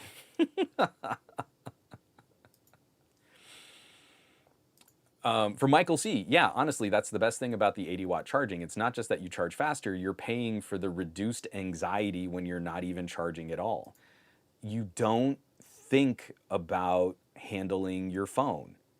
You just plug in when you need to, and you only do that because you know you only need like 10 minutes, 15 minutes. You have over a day of use with that kind of setup. Yeah, and Michael Peppertech, this is, again, another reason why I kind of mock and scoff at wireless charging. One issue with the magnetic charging coils on the OnePlus 13 is if trying to use a battery pack, they will all be too long because they're designed for the iPhone coils, which are up higher. So I don't recommend people get those kinds of accessories. I mean, yeah, if you have an iPhone and you need constant trickle charging, then sure, but that's garbage. And why would you spend a lot on a phone that makes you jump through those kinds of hoops? So I can show this here, because this is a Peak Design tripod. I think wireless charging is stupid and inefficient and costly, and I don't understand why anyone would use it if you could get a phone that has real fast charging. It means you have to carry a cable, but isn't a cable less to contend with than a magnetic battery pack? Like, think about what you're really carrying around with you to facilitate this convenience of wireless charging. I digress. So the best system of accessories that I found, especially for content creators who want to go mobile, are Peak Design. I immediately support Peak Design cases and covers. They make these little mounts, and it's twofold because it's not just magnetic, or do I have, yeah. It's not just magnetic, but they also have their own hard mount. So there's a connector that goes into this little square and it snaps into place and it's locked. So it's not just a magnet, you can't remove it from the magnet, you have to detach. But they also have generally vaguely compatible magnetic accessories. This is a little tripod. So you stick this to the back of the phone and it's designed Pixel and iPhone first, right? Those are the most popular versions of these types of devices. I believe they make cases for Galaxy phones also. You can see it kind of runs the bottom of the case here. And you fold it out and you get this cute little tripod you can prop up your phone, right? That's super cute. Well, OnePlus is now including, I guess you would say, MagSafe compatible magnets in their cases. And you can see, you're right, because of the way the camera housing takes up more vertical space, the coils are a little different in the placement on the phone, but when you snap this on, it's right to the bottom of the OnePlus case. So anything that's in this sort of like medium size for a MagSafe compatible accessory, now you can pull this out and the magnet's secure. This isn't gonna go anywhere. It's stuck to the back of the phone. You can see the magnets are stronger than the hinge of the tripod. The Peak Design accessory now works perfectly well with OnePlus. So yes, we have lower coils, and if you have a longer battery pack, it might stick out past the edge of the phone. If that's all you can get to charge a phone, are you gonna care about a centimeter overhang? Like, is that really gonna bother you? And I have to say, for folks who are so sensitive to that incompatibility of accessories, maybe you gotta stop watching tech videos. You sound like someone who would be non-functional in everyday life. Oh my gosh, a OnePlus, if you swipe the notification from left to right, it's different than if you swipe it from right to left. Someone who's a Galaxy owner won't know what to do, average consumer. If you're that sensitive, just go to a safe space with a padded room and a comfy weighted blanket and let the rest of us grown-ups just exist without your contributions. Like, you can't be that sensitive to how interoperability of accessories might be different based on different manufacturers. So I'm not picking on you, Michael Peppertech. I'm just saying, like, putting this into perspective, I don't have it up here, but I also have the Peak Design. There's a little wallet. So it's like a 3 credit card little wallet. It's about the same size as their metal tripod, but it's got a little fold out stand. And I love that thing. And it fits perfect on the OnePlus 13. Because not only is it like right down to the bottom edge of the phone, as you extend the little tent, the little arm that pops out so you can prop your phone up, it actually just lifts the bottom of the phone off the table. So the bottom of the phone is not touching the table, it's actually all on the little wallet stand. That's actually better. Like, my phone comes in contact with less stuff, especially down where the USB-C port is. So I actually like it better on the OnePlus having the coils a little bit lower. All of these things kind of came into play as we were out and about. The things that did kind of help, again, it's all about like, what is our quality of life? How are we doing? Are we getting by? For the first couple days, it was really just power outages. We were really lucky that in those first days of the worst aspects of the Palisades fire, they were so far south of us that we were just getting bad air quality. We lost power because of the winds, but that's all we were contending with. So I would take one of the Anchor crate batteries out into our front parking lot area, and I would set up some solar panels, and we would get enough charge from those solar panels to kind of keep our fridge, our full-size refrigerator, running for multiple days. We went 3 days of that as our power solution, and it worked really well. Instead of having to go out and buy bags of ice every half a day like our neighbors were doing, we would just have the fridge running in a very altered cycle. So we would keep it off for about 2 hours, run it for long enough for the thermostat to kick the compressor off, and then we would unplug it for another 2 hours. The second night was brutal because we were doing that overnight also. So I didn't get much sleep. But honestly, I wouldn't have gotten much sleep anyway, just with the worry and the concern. The thing that really sucks about solar panels is wind. In high wind situations, you are constantly chasing those buggers down. And you really think, I'm buying solar panels. I got these cute little 200-watt solar panels. I need them to be portable and accessible and easy to set up. But what that really means is they're floppy, they're really lightweight, and they're hard to adjust. So you try to angle as you're chasing the sun throughout the day, and one leg will get flipped back up on the little elastic strap, and then stick back to the Velcro, which flops half of it. So as you're trying to adjust that, you shift to the other side, and the other side flips, and the legs get stuck, and then that flops over, and then you get it all set up, and everything's looking good, and then a gust of wind will just send it flying. So that really didn't work. I had some older camping panels. They're higher wattage, but they're not rigid. And what I did is I took folding chairs and I clamped them. I had those plastic, workshop clamps. I clamped them to these folding chairs, and that worked really well. And I was getting a better angle on the sun, so they were generating more power. But one of my neighbors was like, "Man, it's a shame.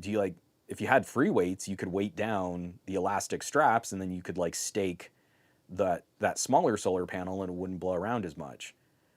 And I do have free weights. We've got adjustable free weights. So I pulled 2 of the expansion weights, those little metal frames. They're kind of rectangular free weights, and then you just slot them in, move a divider, and then you can change weight really quickly on your free weight. So I pulled out 2 of the expansions, and I ran back over and I weighted them down, and that worked so much better, just keeping the solar panel put, except for extreme bursts of wind. But then they wouldn't go flying away, they would just sort of flop.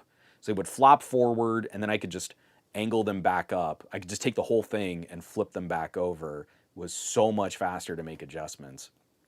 So if you buy solar panels, I would highly recommend getting panels that have more of a rigid back. They're going to be heavier to carry.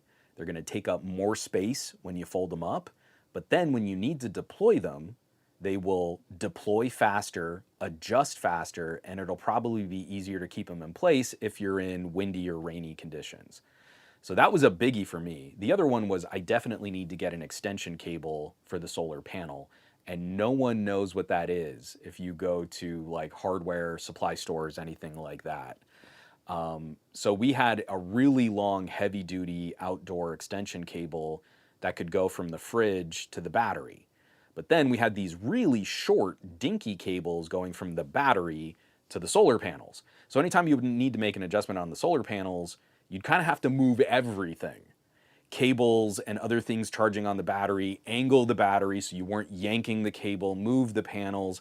It was an entire operation. It was an entire process. And if I had had really long solar panel extension cables, I do believe that does come with a penalty. Like you do take a little bit of a hit to the efficiency of the solar panel. But if I lose 10 watts, it wouldn't be so bad if I could do something like maybe put them up on our roof. Less obstructed view of the sky, less shadows from smaller trees and fences and garage covers and stuff like that. Or maybe on top we have like covered parking, but it's open. Maybe I could just put it on top of the garage, not the garage, it's not a garage, on top of the covered parking and have a clearer view of the sky and leave the battery on the ground.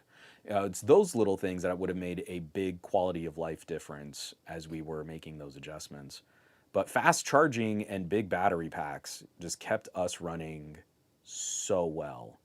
And I have to send a little shout out because I keep talking trash about how terrible they are as phones, but as data communication appliances in inclement weather, in sort of disaster situations, the Tank phones are pretty good.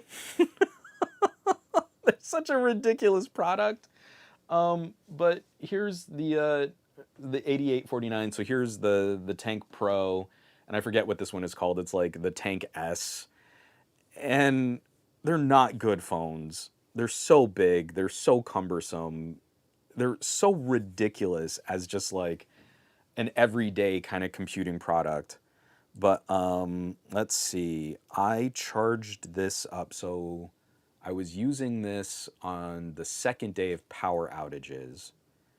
So from like Thursday to Monday, I'm down to 70%. It's been on the whole time. Hasn't had my SIM card the whole time, but for a day I did keep my SIM card in this, and I'm down 30%. I feel like that's pretty good. If you needed to count on a communication device that, you know, while it's dark and at night, you could fire up camping lanterns that light up a room way better than the little flash on your phone. This did real good. I didn't use it for as much media or entertainment. One of the things that I was thinking, like maybe to kind of help Lex feel at ease, like we would maybe try to watch a movie from the projector, but that would have burned the battery a lot faster. I think every hour of projector use is about 10% of the battery. 30%. I'm very impressed. This was used pretty heavily. A full day of cell phone communication, but then an additional day of just catch-all everything else. And I did even use about 5% of this battery trickle charging one of Marie's phones. So while she had exhausted her bigger power bank, we plugged her work iPhone into this. We had a little USB-C to Lightning adapter, and this trickle charged her iPhone while we were still using this as a secondary communication device. This is not a good everyday computing phone. It's really not. I would hate to carry this on the regular. But having access to this kind of gear and really getting to use it in other situations, I'm having to kind of change my tune a little bit. Like, I've been giving them positive reviews. It's not like I've been slamming them. It's not like I've been trashing them. But man, I'm really glad I had them. And for a little extra peace of mind, knowing that they're not going to be the most aggressively updated. They're never going to be on the cutting edge of Android updates and apps and services. But maybe you just have one that you keep in a drawer in case something goes down, or you just need a beater phone for over the weekend. And they're so good for that. So useful. Plug in some headphones and you have FM radio. Add a massive memory card and you've got media that you can project if you can't run a TV. Like every little thing, it clicks even more than my recommendations for the videos that I did as reviews. For van life or camping, or people living off grid. Sure. But I recommend a multiple phone strategy. It's good to have your nice daily driver premium communications device, and if you can afford a second device to use as a beater vacation weekender phone, you should do that. Well, maybe you spend a little bit more and your weekender vacation beater phone is just a massive hunk of battery cells. We didn't, so this is the littler one, and we did not exhaust the battery on the little one. The bigger one has a significantly larger battery and would have lasted even longer in the mixed use that we were putting the littler one through. So I do have to send that little thumbs up. That little, it did better than I really expected it to, and it is kind of showing me a slightly different perspective on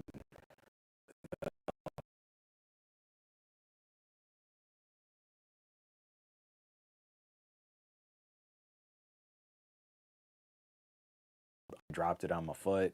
The tank phones are hilarious. They are ludicrous and absurd. Man, really did kind of step up. I really think people should give them a serious consideration as a backup or a secondary device. JMX Warrior, can't remember on the Tank S. The Tank Pro is a 20,000 milliamp hour battery, I think. But let me look them up because I don't have specs like I usually do. Tank 3 Pro, 23,800 milliamp hour battery on the Tank 3 Pro. And now the Tank 3S. No, that's not right. What is the Tank 3S? I want to say the Tank 3S is like 15. Oh, 15,600. So the Tank 3S with the 15,000 milliamp hour battery went from roughly Wednesday to today with about 30% drain. Only one day as a full SIM card 5G powered device. So I mean, take that for what it is. But lots of other use for things like lantern, just being a super bright light throughout the house. And then we were also using it as another communications device and as a backup battery for my wife's phone. All of that time, we burned about 30% of the battery. The Tank 3 Pro would have lasted even longer. Again, it's about a 30%, closer to a 40% battery capacity increase going from the Tank 3S to the Tank 3 Pro. So, we just had a big cutout. I have no idea what's happening. Everything's been smooth on my side. I'm actually really surprised that we haven't had power flickering or data flickering. I haven't seen anything pop up on my side. So there's something happening between me sending information up to Restream and then Restream sending that out to other services. But this is actually where I've got to start wrapping the show up anyway, because my voice is dying. I did not plan on doing a full show. We did a full show. Huzzah. Let me take a drink of water.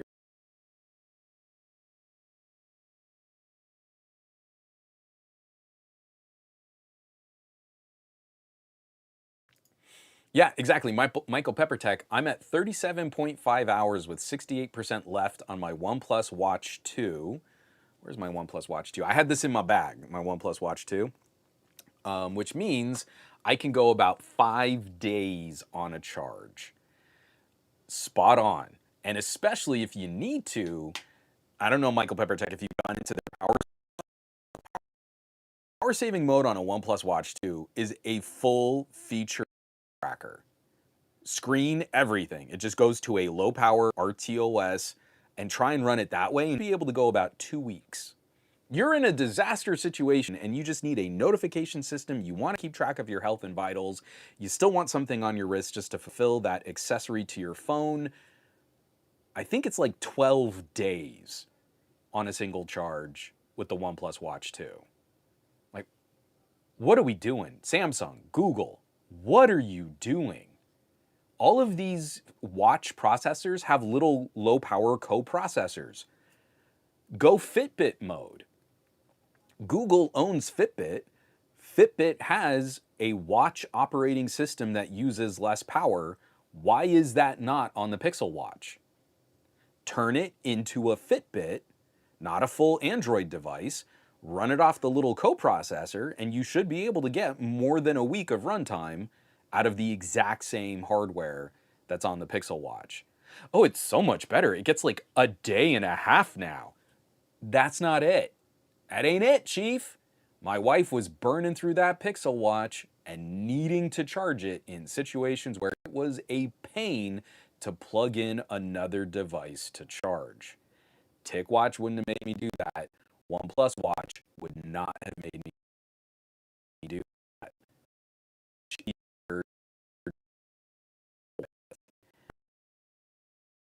Google.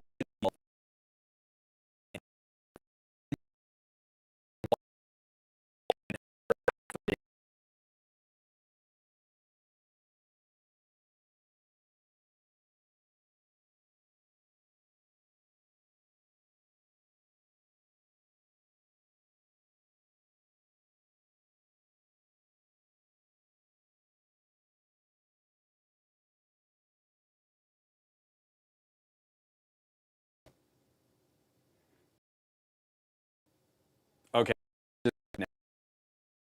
now from Restream. Restream is borking, so something is going on with now, or at least my signal going up. So this is where we should definitely start wrapping this all up. I don't even know if I'll be able to pull audio.